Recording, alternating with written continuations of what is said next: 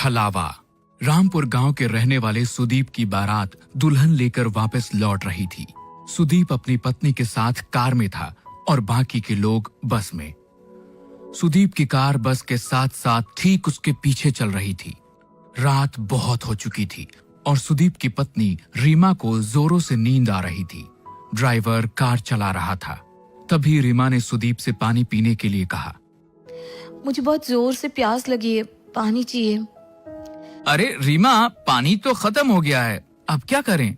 गांव पहुंचने में तो अभी काफी देर लगने वाली है। लेकिन इतनी देर प्यासी कैसे रहूंगी? आप लोग परेशान मत होइए, यहाँ आगे एक जगह पानी मिल जाएगा। कुछ दूर जाकर ड्राइवर ने कार को रोक दिया। सड़क के किनारे एक हैंडपंप बना हुआ था। सुदीप कार से पानी लेने के लिए उतरने लगा। रीमा ने उसे कहा कि वो भी कार में बैठे बैठे थक गई थी और 2 मिनट के लिए उतरना चाहती थी। आप दोनों की अभी अभी शादी हुई है, हाथों में मेहंदी लगी हुई है, ऐसे में आधी रात को सुनसान जगह रुकना सही नहीं है। पानी मैं लेकर आता हूँ। लेकिन मुझे बाहर जाना था। शायद ड्राइवर भैया सही कह रहे हैं रीमा, हमें बाहर नहीं जाना चाहिए। ड्राइवर बाहर उतर गया और रीमा कार की खिड़की से बाहर देखने लगी। कुछ देर में ड्राइवर पानी लेने गया और पानी लेकर वापस आ गया। उसने पानी की बोतल रीमा को दे दी। रीमा ने जल्दी से पानी पी लिया। लेकिन इस बीच में बारात की बस जो अब तक आगे आगे चल रही थी वो दूर निकल गई और रीमा, सुदीप और ड्राइवर उस सुनसान रास्ते पर अकेले रह गए। ये देख सुदीप ने ड्राइवर से कहा कि वो कार को थोड़ा तेज चलाए ताकि बस के पास पहुंचा जा सके। ड्राइवर ने सुदीप की बात को मानते हुए कार को तेज चलाना शुरू कर दिया। लेकिन काफी देर के बाद भी कार बस तक नहीं पहुंच पाई। भैया 1 घंटा हो गया लेकिन अभी तक कहीं बस नजर नहीं आ रही है। इतनी दूर तो नहीं निकली थी, आखिर हो क्या रहा है? तभी रीमा की नजर सड़क के किनारे एक हैंडपंप पे पड़ी। उसने देखा कि ये वही हैंडपंप था जो कुछ देर पहले रास्ते में आया था और जहाँ से उन लोगों ने पानी लिया था, क्योंकि उस हैंडपंप का भी हैंडल टूटा हुआ था। ड्राइवर भैया, आप गलती से कार वहीं लेकर आ गए हैं। हाँ, मुझे भी ऐसा ही लग रहा है, लेकिन ये सब हो क्या रहा है? वो देखिए, हैंडपंप के पास कोई है, उससे पूछ लेते हैं। सुदीप, रीमा और ड्राइवर ने देखा कि एक बूढ़ा आदमी हैंडपंप से पानी भर रहा था। आप हमें यहाँ से रामपुर जाने का रास्ता बता सकते हैं? रामपुर तो 2 किलोमीटर पीछे छूट गया, तुम लोग वापस जाओ। नहीं, ऐसा नहीं हो सकता, हम वहीं से आ रहे हैं, वहाँ रामपुर गांव नहीं है। भाग जाओ यहाँ से, ये रास्ता बहुत खतरनाक है। यहाँ एक छलावा घूमता है, अगर तुम उसके चक्कर में फंस गए तो कभी यहाँ से बाहर नहीं जा पाओगे। ये सुनते ही ड्राइवर, सुदीप और रीमा बुरी तरह से डर गए। सुदीप वहां से कार लेकर निकला, लेकिन काफी देर हो गई और वो लोग उसी रास्ते पर घूमते रहे। अब उनको समझ आ गया था कि वो छलावे में फंस चुके थे।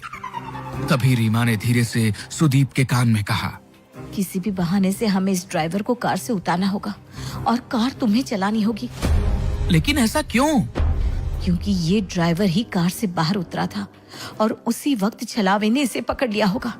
अगर हमने इसे यहीं छोड़ दिया तो हम बच सकते हैं। सुदीप रीमा की बात मान लेता है और ड्राइवर को कार रोकने के लिए कहता है। उसके बाद सुदीप खुद भी कार से उतर जाता है और ड्राइवर को बाहर आने के लिए कहता है। ड्राइवर बाहर निकलता है और सुदीप उसे धक्का देकर खुद गाड़ी में बैठ जाता है। सुदीप और रीमा वहां से भाग निकलते हैं। कुछ दूर जाने पर उन्हें अपनी बारात वाली बस नजर आती है। तुम ठीक कहती थी रीमा, ये देखो हमारी बस नजर आ रही है। अच्छा हुआ उस ड्राइवर को वहीं फेंक दिया। बिल्कुल ठीक कहते हो तुम। अब हमें ये कार छोड़कर सब लोगों के साथ बस में बैठ जाना चाहिए। सुदीप कार को बस के आगे रोक देता है और वे दोनों अपने घर वालों के साथ बस में बैठ जाते हैं। बस आगे बढ़ने लगती है। थोड़ी देर बाद सुदीप की नजर बाहर हैंडपंप पर पड़ती है। ये वही हैंडपंप था जिसके पास से वो पहले 2 बार गुजर चुके थे। अब सुदीप को समझ नहीं आ रहा था कि ड्राइवर तो वहीं रह गया, फिर आखिर ये छलावा उसे अब भी क्यों हो रहा था? सुदीप ने ये बात अपने रिश्तेदारों को बताई। हम सब लोग एक छलावे में फंस चुके हैं, इससे बाहर कैसे आना है कोई नहीं जानता। लेकिन बेटा, ये छलावा होता क्या है? पापा, जब कोई इंसान एक्सीडेंट में मर जाता है तो उसकी आत्मा ऐसे सुनसान रास्तों पर भटकती रहती है। और लोगों के सामने ऐसा भ्रम पैदा करती है कि वे आगे बढ़ रहे हैं, लेकिन वो उसी जगह पर घूमते रहते हैं। हम कभी अपने गांव रामपुर नहीं पहुंच पाएंगे। सुदीप की बात सुनकर सब लोग बुरी तरह से डर जाते हैं। तभी रीमा उठकर खड़ी हो जाती है। उसे बस की खिड़की से अब वो ड्राइवर नजर आ रहा था।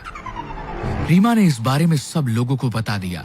सब लोगों को लगा कि वो जितना ड्राइवर से बचने की कोशिश करेंगे उतना ही फंसते चले जाएंगे। इसलिए उन्होंने बस को रोका और ड्राइवर को बस के अंदर बुला लिया। इस छलावे से हम कभी बाहर नहीं निकल पाएंगे अगर हमने उसे अपने से दूर नहीं किया।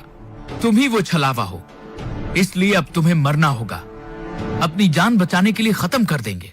ऐसा कहते ही सुदीप और उसके पापा मिलकर ड्राइवर को मार देते हैं। कुछ ही देर बाद वो अपने गांव रामपुर पहुंच जाते हैं। वहां पर रीमा का स्वागत किया जाता है, लेकिन रीमा जैसे ही सिंदूर वाले पैर लेकर आगे बढ़ती है, उसके पैरों के निशान नहीं बनते। ये देखकर सब हैरान रह जाते हैं। बहू के पैरों के निशान क्यों नहीं बन रहे? इसका मतलब हमारी बहू के ऊपर कोई बुरी आत्मा का साया है। अब क्या करें?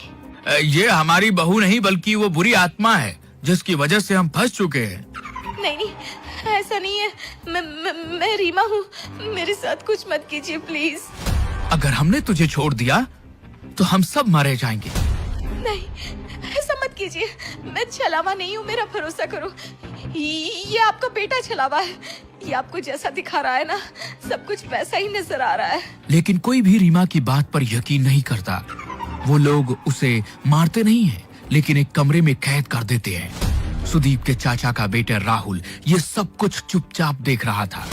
उसे लगा कि रीमा के ऊपर घर के सब लोग अत्याचार कर रहे हैं। इसलिए वो रात के वक्त उस कमरे में पहुंचा जहां रीमा को कैद किया गया था। तुम चिंता मत करो रीमा, मैं तुम्हें यहाँ से बाहर ले जाऊंगा। हाँ, प्लीज मेरी मदद करो। राहुल रीमा का हाथ पकड़कर उसे वहां से बाहर ले जाने के लिए निकलता है। तभी वहां पर परिवार के बाकी लोग आ जाते हैं। वो राहुल को वहां देखकर नाराज हो जाते हैं। ये तुम क्या कर रहे हो? मेरी पत्नी को कहां लेकर जा रहे हो?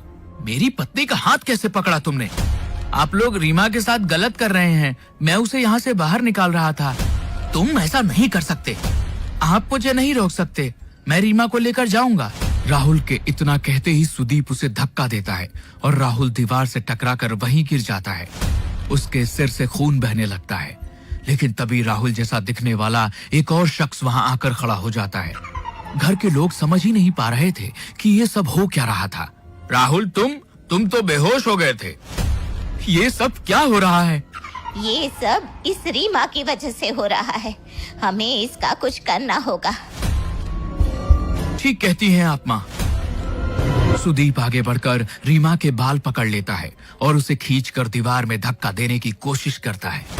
रीमा झटके से दीवार से टकरा जाती है और तभी एक जोरदार चीख सबके कानों में सुनाई देती है। लेकिन यह चीख रीमा की नहीं बल्कि सुदीप की थी।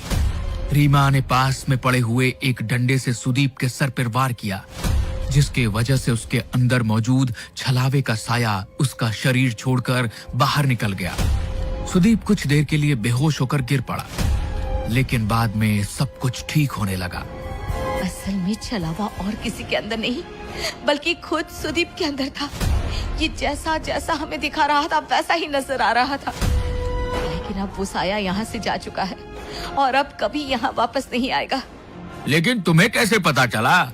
मुझे इस पर शक हुआ क्योंकि मैंने ही कहा था शायद ड्राइवर छलावा है और इसने उसे मार दिया। उसके बाद इसने मेरे पैरों के निशान गायब करके सबका शक मेरे ऊपर डाला। लेकिन जब आप लोगों ने मुझे मारा नहीं बल्कि मुझे कमरे में बंद कर दिया। जब राहुल मुझे बचाना आया तो उसने मेरा हाथ पकड़ा ही नहीं था। छलावे की वजह से सबको ऐसा नजर आ रहा था। सुदीप ने उसे मारने की कोशिश की। तब मुझे समझ में आ गया कि असली छलावा सुदीप के अंदर मौजूद था।